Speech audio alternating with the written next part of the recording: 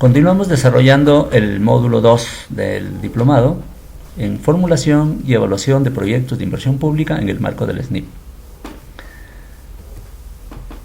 Este módulo 2 está referido al marco normativo del Sistema Nacional de Inversión Pública.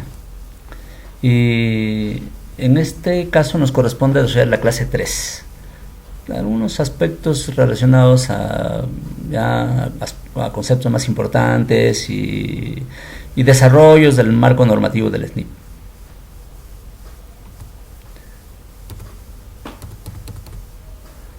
Proyecto de inversión pública. Fíjese, este es el concepto de proyecto de inversión pública. Y aquí es importante, para entender incluso lo que decíamos en el módulo 1, lo importante que es los conceptos. ¿Qué es un proyecto de inversión pública? El proyecto de inversión pública está definido aquí por 4 aspectos. Y el primero dice, toda intervención limitada en el tiempo. Y eso tiene una significación. ¿Qué cosa significa esto? Que la intervención del sector público tiene que tener un límite en el tiempo.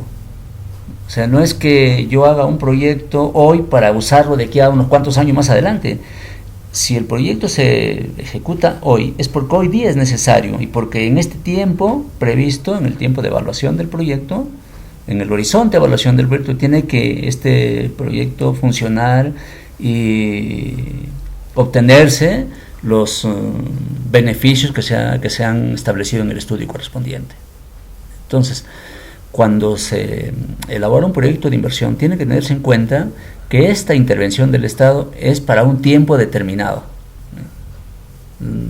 Y en ese tiempo, que en este caso correspondería al horizonte de evaluación del proyecto, es donde el proyecto tiene que devolver la inversión realizada y dejar beneficios aún para la sociedad. Y eso se mide a través de los indicadores de rentabilidad del proyecto. Entonces, un proyecto, pues, como vuelvo a repetir, el primer aspecto que hay que tomar en cuenta es que representa una intervención limitada en el tiempo.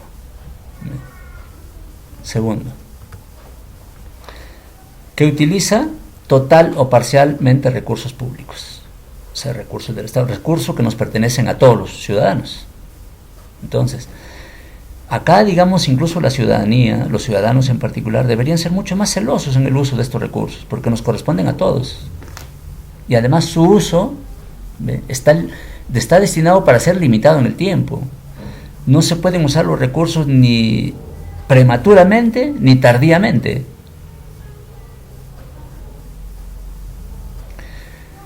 Y inversión pública se entiende cuando se utiliza totalmente recursos del Estado o aun cuando fuera parcialmente.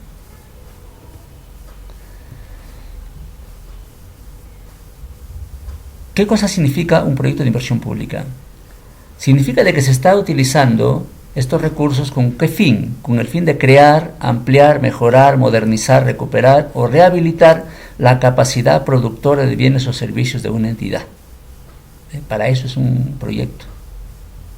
Para crear, para ampliar, para mejorar, para modernizar, para recuperar o rehabilitar la capacidad productora de bienes o servicios de una entidad.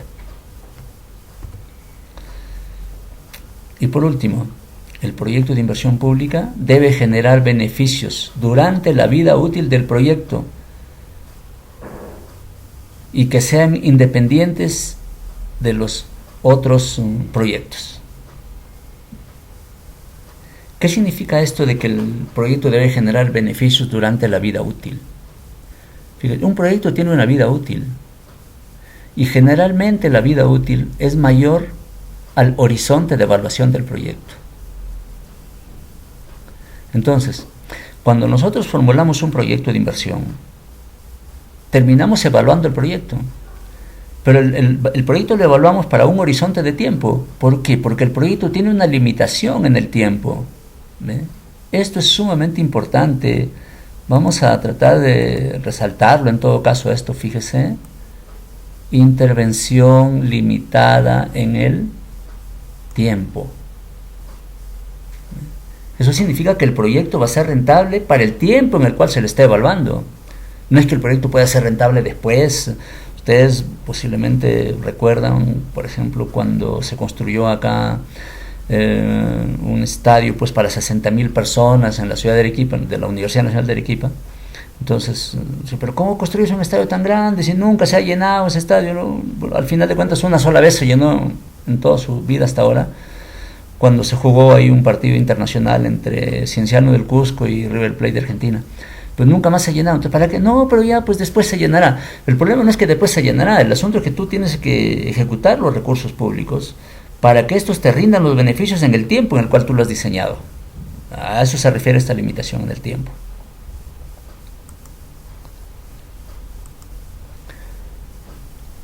Bien, entonces el proyecto de inversión pública, fíjese, debe generar beneficios durante su vida útil. Esto de acá, vida útil. Pero la vida útil es mayor que el horizonte de evaluación.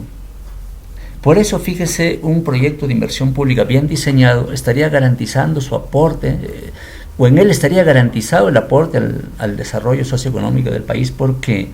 Porque nosotros evaluamos el proyecto con nuestra información que hemos construido, lo evaluamos, y lo evaluamos no para su vida útil, lo evaluamos para el horizonte de evaluación, que es, en el caso del SNIP, generalmente 10 años, pero la vida útil de los proyectos es más, puede ser 15, puede ser 20, pero nosotros lo evaluamos para 10, en la mayoría de los proyectos. Hay algunos que se evalúan para más tiempo, obviamente, pero en los proyectos que lo evaluamos para 10 años, significa que su vida útil es más que 10 años. Pero nosotros lo evaluamos para 10. Y cuando hacemos la evaluación nos sale que el proyecto es rentable.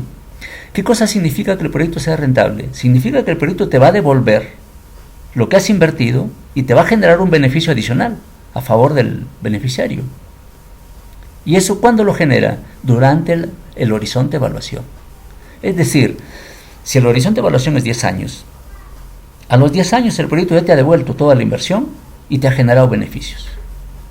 Y después de los 10 años, hasta que complete su vida útil, te genera beneficios netos, aporte neto al desarrollo del país. Entonces, fíjese la alta responsabilidad que tenemos. En realidad, cuando yo digo el BAN de este proyecto, o el costo de efectividad de este proyecto es positivo, ¿qué cosa significa eso? Significa que yo estoy técnicamente justificando en un estudio de que ese proyecto en el horizonte de evaluación nos va a devolver los recursos que estamos utilizando y nos va a generar un beneficio adicional que se manifiesta en el valor positivo del BAN o en el valor positivo del costo-beneficio. Pero el proyecto no muere ahí, el proyecto tiene que seguir existiendo y generando beneficios hasta que complete su vida útil.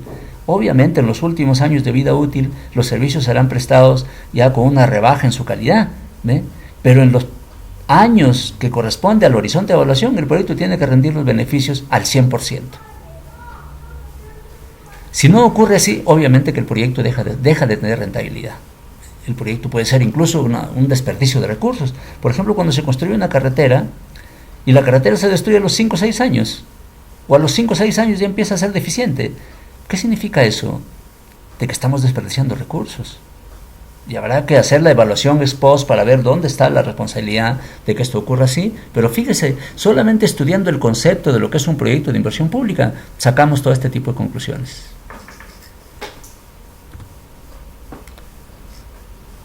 Muy bien. Otros tipos de intervenciones que se puede realizar, no solamente se hacen proyectos de inversión pública, sino se hacen programas de inversión, que es un conjunto de proyectos de inversión pública, o conglomerados, que se complementan y tienen un objetivo común. Entonces eso también es una intervención.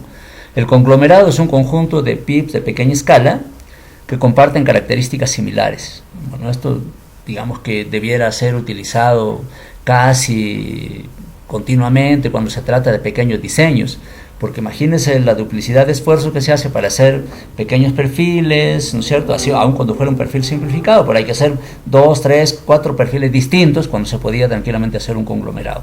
Entonces, eso felizmente que ya se está superando ahora con la nueva modificación que se ha hecho a la normatividad del Sistema Nacional de Inversión Pública. La declaración de viabilidad. La viabilidad de un proyecto es requisito previo para la fase de inversión. se aplica a un proyecto de inversión pública que a través de los estudios que se hacen en la inversión pública se puede evidenciar lo siguiente: ser socialmente rentable, es decir, rentabilidad social. Tiene que ser rentable socialmente, y la rentabilidad social se mide a través del BAN social o el indicador de costo-beneficio con precios sociales. Que el proyecto sea sostenible, es decir, que es un proyecto que esté garantizado su operación y mantenimiento futuro. Aquí, incluso en una etapa anterior, ya se discutió pues ampliamente esto: ¿cuál era más importante finalmente, invertir o hacer operación y mantenimiento? Bueno, al final se llegó a la conclusión de que más importante que invertir era hacer operación y mantenimiento, porque muchas inversiones sin operación y mantenimiento se destruyen y por lo tanto son desperdicio de recursos. Lo más importante sería pues hacer operación y mantenimiento, ¿no es cierto? O hacer estudios para hacer un desarrollo de lo que ya se tiene como prestación de servicios mediante la optimización del uso de lo que se tiene instalado. Y se puede optimizar lo que se tiene instalado mediante presupuestos de operación y mantenimiento. Bueno, pero en todo caso, hablando de la viabilidad de los proyectos, el proyecto tiene que en el estudio justificarse plenamente de que es sostenible. Y eso no está ocurriendo, ¿no? No está ocurriendo. Para empezar, por los costos de operación y mantenimiento. Ahora, con los desarrollos que se ha hecho en la normatividad, ya se ha establecido que incluso los costos de operación y mantenimiento se presupuesten, o sea, formen parte de los presupuestos. Porque eso de dejarlo en base a convenios, ya se ha demostrado que eso es falso, digamos, no se cumple. ¿Qué otro aspecto para declarar viable un proyecto? La compatibilidad con los lineamientos de política y con los planes de desarrollo correspondientes.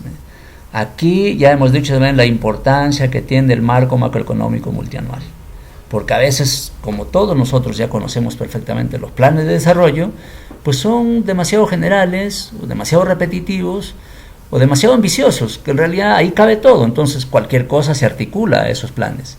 Pero si nosotros tomáramos en cuenta el marco macroeconómico multianual para ver nuestra verdadera articulación, ahí sí podría ser mucho más específico nuestra, digamos, atención a que el proyecto esté efectivamente respondiendo a las políticas de cada sector y obviamente dentro de las competencias territoriales de cada organismo correspondiente.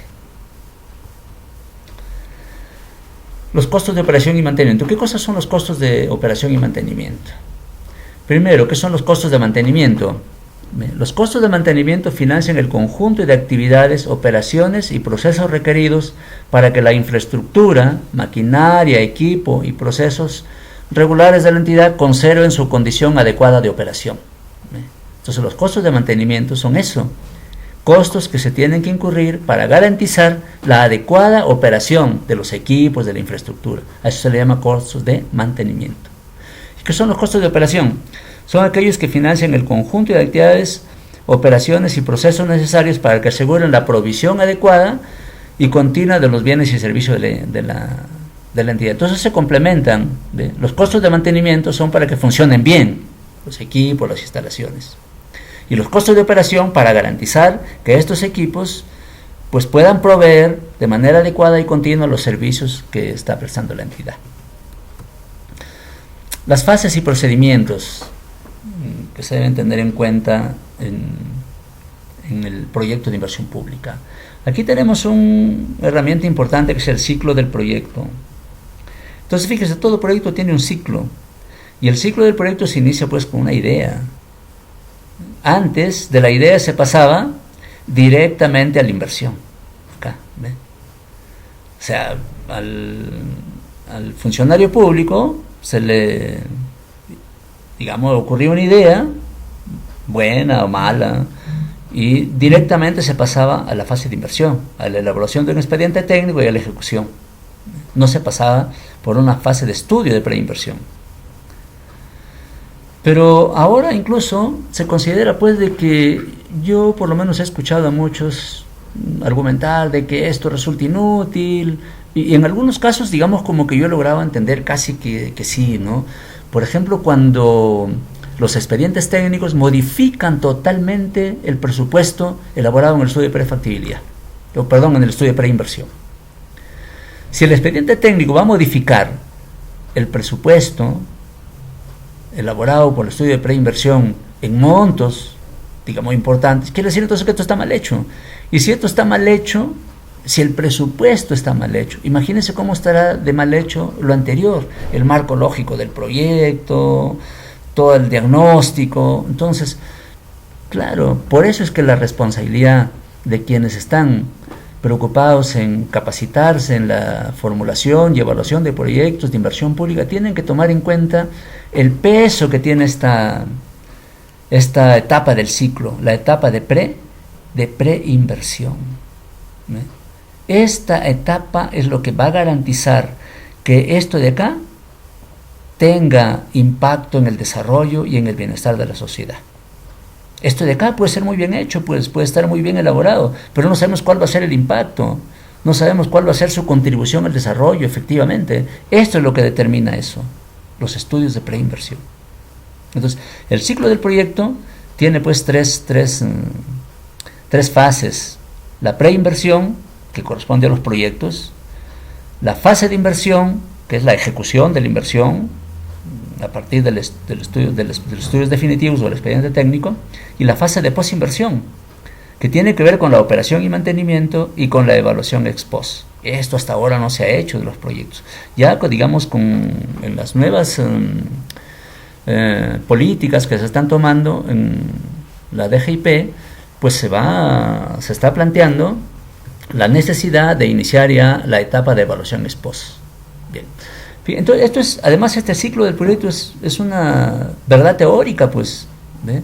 Aquí está, en la etapa de preinversión, en la fase de preinversión tenemos 3 etapas: la etapa de perfil, la etapa de prefactibilidad y la etapa de factibilidad.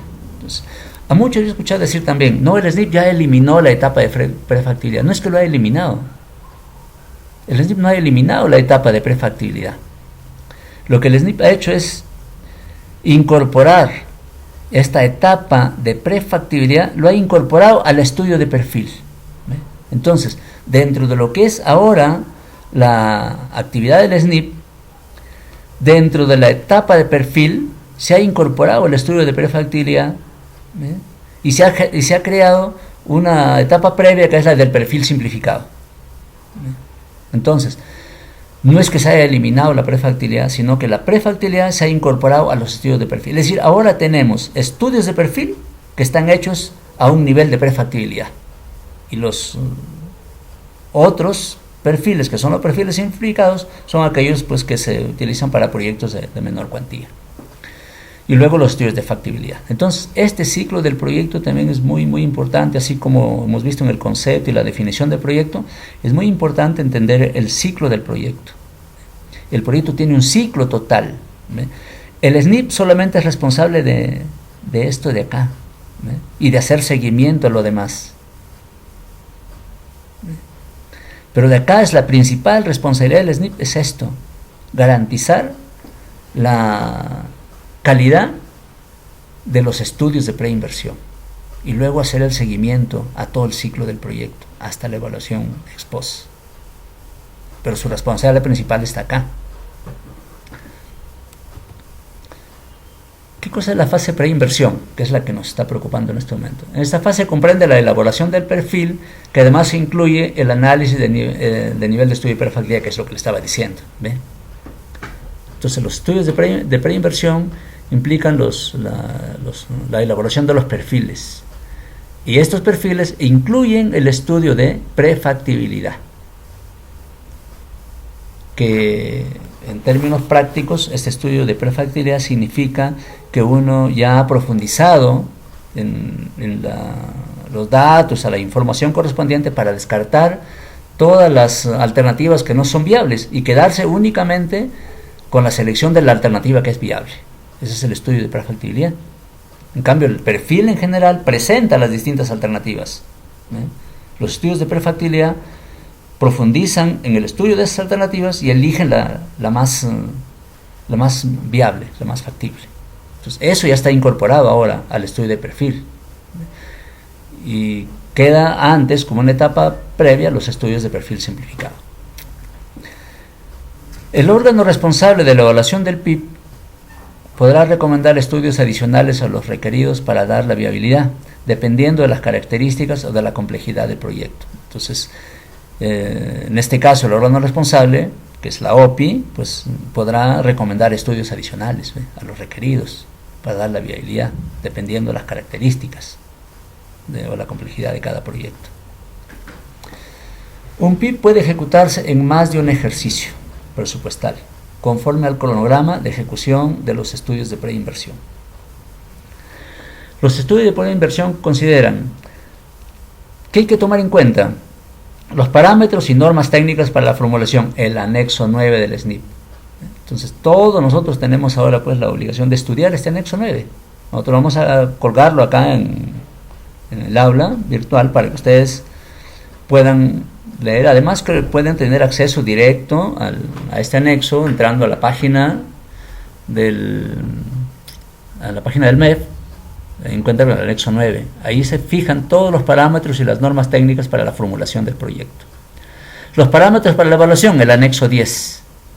Hay que revisar el anexo 10. Ya vamos 3 documentos. Primero era las directivas del SNIP, todos debemos manejar eso. Ahora ya estamos planteando 2 documentos más, el anexo 9 y el anexo 10. La programación multianual de la inversión pública del sector, del gobierno regional o gobierno local, según corresponda, para evaluar, por tanto, la probabilidad de su ejecución como periodo de ejecución del PIB. Hay que hacer una programación multianual. Estudio de preinversión. Los estudios y sus anexos tienen carácter de declaración jurada y su verdad es de estricta responsabilidad de la unidad formuladora.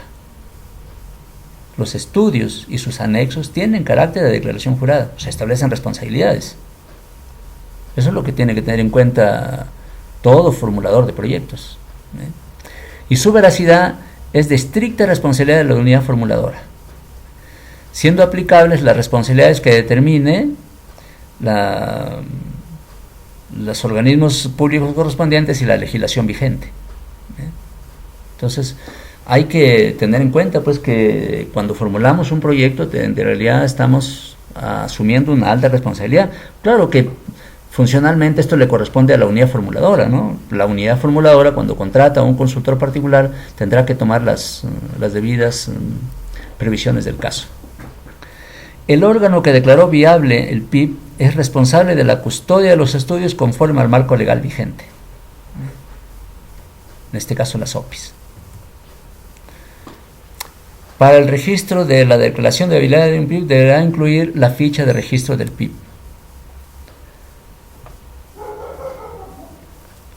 Para el registro de la declaración de viabilidad del PIB deberá incluir en la ficha de registro del PIB lo siguiente: el archivo electrónico del estudio de preinversión que sustenta su viabilidad,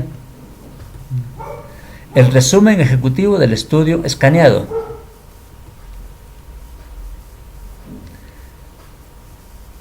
el informe técnico de declaración de viabilidad escaneado. Entonces, esos son, fíjese, las condiciones que debe incluir la ficha de registro del PIB. Niveles mínimos de estudios de preinversión. Para que la OPI declare la viabilidad. El formato SNIP 4 para el perfil simplificado hasta 1.200.000 como máximo. Ese perfil simplificado usando el formato del SNIP 4 hasta 1.200.000. Según las condiciones del anexo del SNIP 5, los estudios que representen un monto mayor a 1.200.000 y menor a 20 millones, según lo establecido en el anexo 5 del SNIP. Estos son los estudios a nivel de perfil, que ahora se ha aumentado también hasta 20 millones. Ustedes saben que esto tenía un tope de 10 millones. Ahora se ha ampliado el tope hasta 20 millones. O sea que hasta 20 millones se puede ejecutar, o sea, se pueden declarar viables proyectos de inversión pública con estudio de perfil.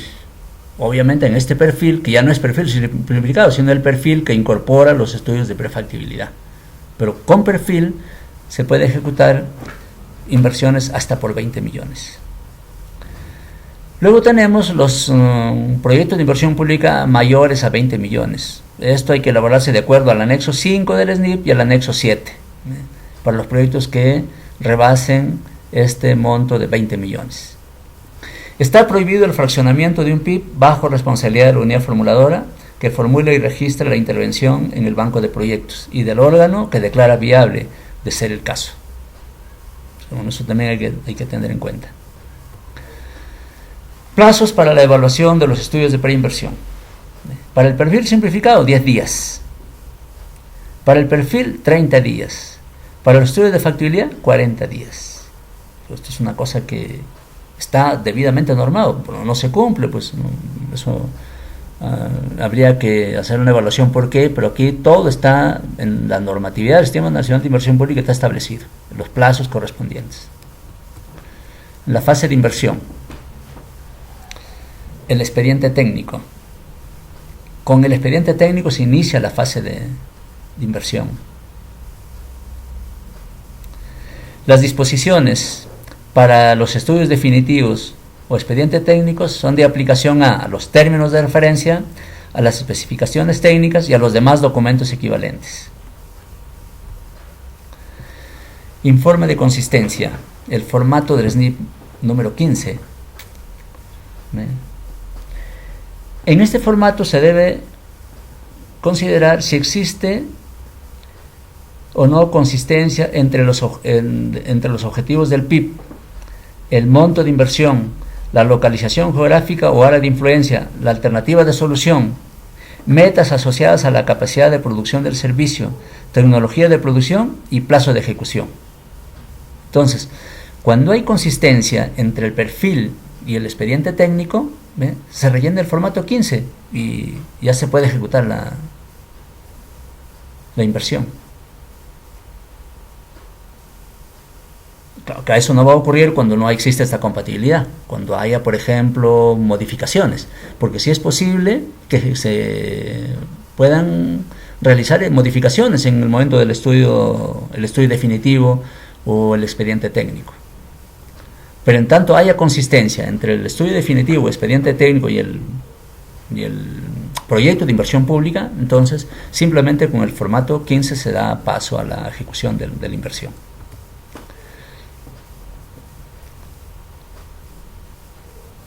La ejecución de un PIB solo deberá iniciarse si la OPI recibió el formato 15 y lo registró en el banco de proyectos. El formato 15, ya saben ustedes, establece la consistencia del estudio de preinversión. Muy bien.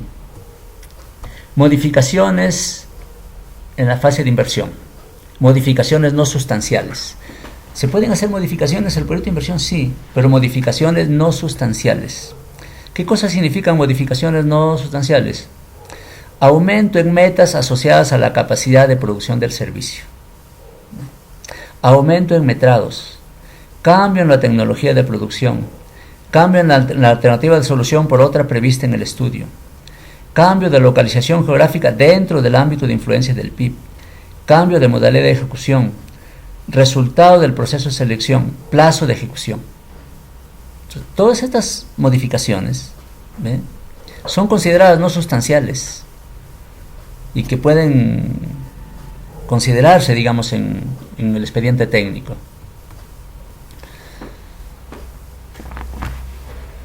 Por modificaciones no sustanciales, se pueden ampliar los presupuestos hasta en un 40% para proyectos que no superen el monto de 3 millones. Que sea menor o igual a 3 millones, se puede aceptar una variación hasta del 40% del presupuesto para modificaciones no sustanciales. Para montos de inversión mayores a 3 millones y menores a 6, no más del 30% de variación. Para montos de inversión mayores a 6 millones, solamente se pueden aceptar modificaciones no más del 20%. Sí está previsto, porque obviamente que pueden haber modificaciones que no son sustanciales. Ahora, aquí ha habido casos en donde se han hecho pues modificaciones de otro tipo y ha traído problemas, ha traído complicaciones. Eso ya es conocido, digamos, en la ejecución de los proyectos de inversión pública, que se han hecho modificaciones sustanciales y se han pretendido hacer pasar como que son modificaciones no sustanciales. Las variaciones lo registra el órgano que declaró la viabilidad en el formato 16, en el plazo máximo de 3 días hábiles. Entonces, cuando hay esas modificaciones, ya no es suficiente el formato 15, sino hay que rellenar el formato 16. Y entonces con eso, al quedar registradas estas modificaciones que no son sustanciales, entonces pues va la ejecución del proyecto de inversión pública. Modificaciones sustanciales: cuando se cambia el objetivo del proyecto, cambio en la alternativa de solución por otra no prevista en el estudio de preinversión, cambio del ámbito de influencia. Esas son modificaciones sustanciales. Si el PIB aún está en etapa de expediente técnico, el órgano que declaró viable deberá analizar si estas modificaciones son producto de deficiencias en los estudios de preinversión o en el expediente técnico. Deberá hacerse un análisis.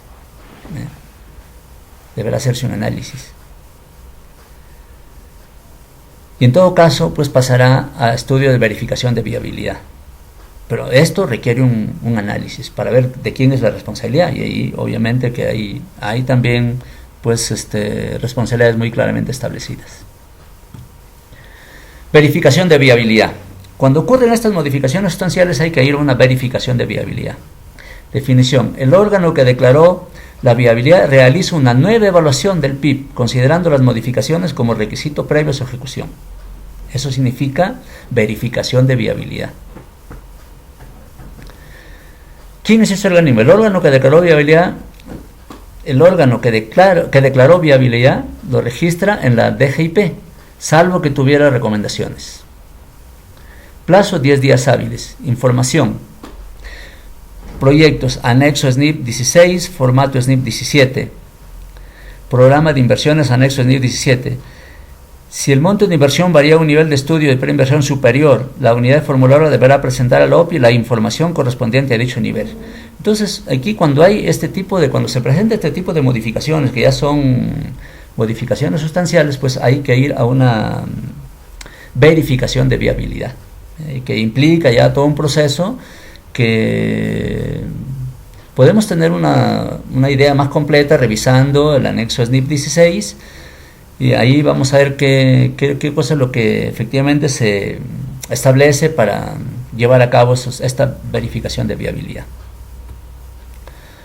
Las modificaciones no sustanciales que originen incrementos encima de los porcentajes también van a declaración de viabilidad, a verificación de viabilidad. La verificación de viabilidad no solamente se aplica para los casos en donde las modificaciones son sustanciales, sino también cuando las modificaciones son no sustanciales y que rebasen los montos establecidos anteriormente, ¿no? Como hemos visto en la diapositiva anterior. Si esos montos para modificaciones no sustanciales son rebasados, tiene que ir el proyecto a una verificación de viabilidad. Si el proyecto pierde alguna condición necesaria para su sostenibilidad, también va a verificación de viabilidad. Si se suprimen metas asociadas a la capacidad de producción del servicio o sus componentes. Si aumentan o cambian los componentes, inclusive si el monto de inversión no varía o disminuye. Aun cuando no haya variaciones en el monto de inversión, pero si hay cambio en los componentes, igualmente debe ir a verificación de viabilidad. Entonces, aquí también ya podemos ir tomando en cuenta que cuando hacemos la formulación del proyecto, identificamos los componentes, en el proyecto. Eso es el momento de hacer el diagnóstico, el momento de construir el árbol del problema. Ahí se identifican los componentes. Entonces, esa identificación de componentes ahí, pues tiene una importancia tremenda, para lo que ya corresponde a la etapa incluso de ejecución del proyecto. Modificaciones sustanciales cuando el BIP está en ejecución. Cuando ya el proyecto de inversión pública está en ejecución, si hacen modificaciones sustanciales, igualmente tiene que ir a una verificación de viabilidad. Esas son las cosas que están perfectamente establecidas en la normatividad de la SNIP, que muchas veces obviamente se rompe, esto se quiebra, no se cumple, ¿no? Y por eso es que andamos aún con problemas en todo lo que es la ejecución de los proyectos de inversión pública. Bien, con esto pues terminamos esta tercera exposición respecto a la normatividad del SNIP. Hemos planteado aquí las ideas más importantes, las modificaciones más importantes en la normatividad. Hemos hecho en realidad una introducción para que vayamos nosotros al estudio de la normatividad. Tenemos acá ya una tarea para todos, leer pues la Ley General del Sistema Nacional de Inversión Pública, la directiva del SNIP, los anexos que les he señalado, el anexo 9, el anexo 10, el anexo 16 para la verificación de viabilidad, que son los documentos más importantes, pero en sí nosotros debemos hacer una revisión total de toda la normatividad. Les digo, un formulador y un evaluador de proyectos debería ser pues una persona que está ampliamente informada y tiene un dominio sobre todo lo que es la normatividad del SNIP. Bien, con esto terminamos este módulo 2 y vamos a poner a su disposición de ustedes los documentos a los que hemos hecho mención acá para que pues ustedes puedan continuar con la profundización en lo que corresponde al estudio de esta parte del diplomado en lo que es formulación y evaluación de proyectos de inversión pública en el marco del SNIP. Muchas gracias.